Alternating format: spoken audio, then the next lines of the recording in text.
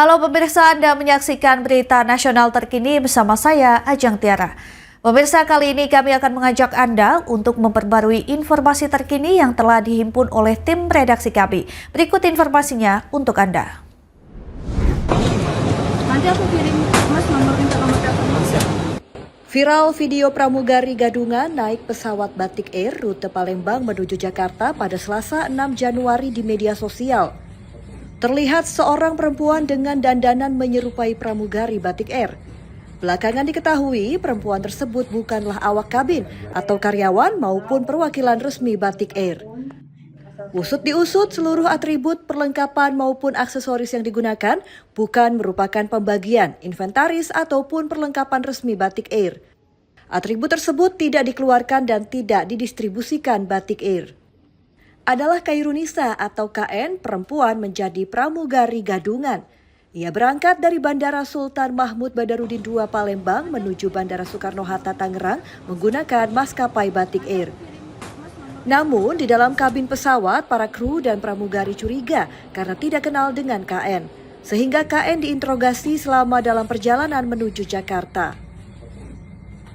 Dari hasil pemeriksaan sementara, diketahui KN pernah mendaftar menjadi pramugari namun tertipu dan mengalami kerugian hingga 30 juta rupiah.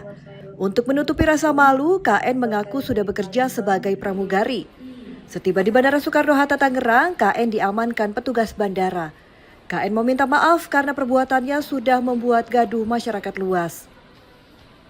Saya Khairunisa, umur saya 23 tahun, asal saya dari Palembang. Dengan ini saya menyatakan memang benar saya melakukan penerbangan Batik Air rute Palembang ke Jakarta ID 7058 tanggal 6 Januari 2026. Saya menggunakan atribut pramugari dan beserta seragamnya. Dan sesungguhnya saya bukanlah pramugari Batik Air. Kanit Indak Polresta Bandara Soekarno-Hatta, Ibtu Agung Pujianto mengungkapkan KN terobsesi ingin menjadi pramugari namun gagal. Ia bisa naik pesawat karena memiliki tiket penerbangan.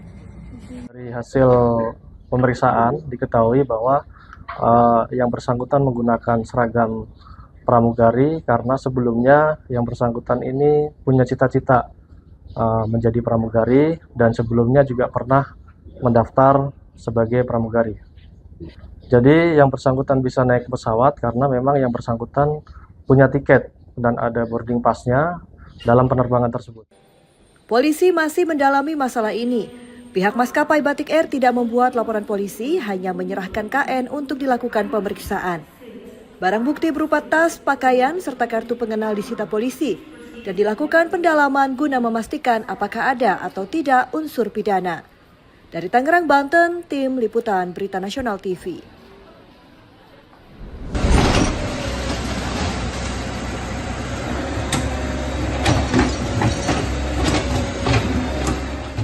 Bencana alam berupa banjir bandang dan tanah longsor menerjang pemukiman warga di Kelurahan Bahu, Kecamatan Siau Timur, Kampung Peling Sawang, Kecamatan Siau Barat, Kabupaten Sitaro, Sulawesi Utara, Senin 5 Januari 2026 pukul 3 dini hari waktu Indonesia Tengah. Akibatnya akses jalan warga di Kepulauan Siau, Kabupaten Sitaro, Sulawesi Utara terputus. Pemerintah melalui Kementerian Pekerjaan Umum atau PU menerjunkan sejumlah alat berat di lokasi longsoran Kelurahan Bahu, Kecamatan Siau Timur, guna membuka kembali akses jalan sekaligus membantu proses pencarian korban hilang. Jajaran Kementerian PU di daerah khususnya Balai Besar Wilayah Sungai atau BBWS Sulawesi I yang menerima laporan banjir bandang dan tanah longsor langsung mengerahkan tim reaksi cepat. Sebagai dukungan tambahan, 1 unit eskavator dan 1 unit wheel loader disiapkan diberangkatkan dari Pelabuhan Bitung, Manado. 2 eskavator dikerahkan menyingkirkan material longsor berupa bebatuan terbawa bersama banjir bandang dan tanah longsor di Kepulauan Siau, Kabupaten Sitaro, Sulawesi Utara. Menteri Pekerjaan Umum Dodi Hanggodo menerangkan gerak cepat petugas PU dan pengerahan alat berat ke lokasi terdampak bencana merupakan komitmen Kementerian PU menangani dampak banjir bandang dengan mengerahkan seluruh sumber daya yang ada. Pada tanggal 6 pagi kami sudah berada di sana lengkap dengan 2 alat berat, yaitu 2 ekskavator yang kami kerahkan untuk membantu masyarakat dan pemerintah daerah dalam rangka menangani bencana banjir bandang di Siau. Namun itu belum cukup.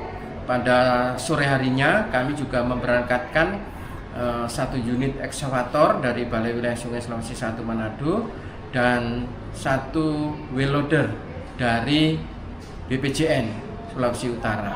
Di situ 2 alat ini bertugas untuk membersihkan material longsoran untuk membuka akses jalan dan juga mencari korban yang masih hilang. Gerak cepat petugas PU mendapat dukungan masyarakat setempat. Mereka merasakan manfaat dari bersih-bersih yang dilakukan Kementerian PU. Tapi puji Tuhan sudah mendingan, sudah bersih, bersyukur pada Tuhan, sudah menegur pada tim SAR ini masuk ke Siau ini untuk membantu kami. Dan kami sudah mendapat bantuan dari masyarakat, dari pemerintah. Ya. Di lapangan, proses mobilisasi beragam peralatan menuju lokasi terdampak bencana menemui kendala, di antaranya kondisi geografis kepulauan. Untuk mengatasinya, Kementerian PU berkoordinasi lintas sektor memastikan percepatan penanganan. Kementerian PU mengidentifikasikan awal kerusakan infrastruktur akibat banjir bandang, di antaranya jaringan sungai, jalan, dan prasarana pendukung lain sebagai dukungan penanganan darurat. Tim Liputan, Berita Nasional TV. Demikian berita nasional terkini, saya Ajeng Tiara, sampai jumpa.